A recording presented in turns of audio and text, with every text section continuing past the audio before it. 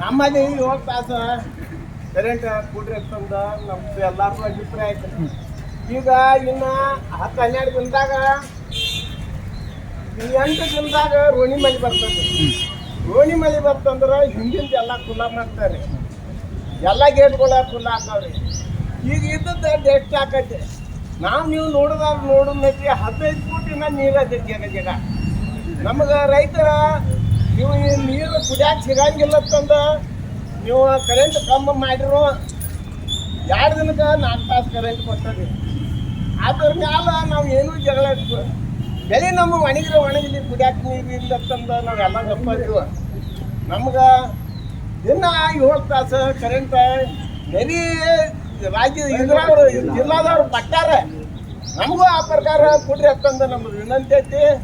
ಮತ್ತು D C ಅವ್ರಿಗೆ ನೀವು ಏನು ಹೇಳ್ತೀರಿ ಹೇಳಿ ನಮ್ಗೆ ನೀರು 7 ತಾಸು ಕರೆಂಟ್ ಕೊಡುವಂಗೆ ಮಾಡ್ರಿ ಅಂತಂದು ಹೇಳಿ ನಮ್ಗೆ ವಿನಂತಿ ಐತಿ.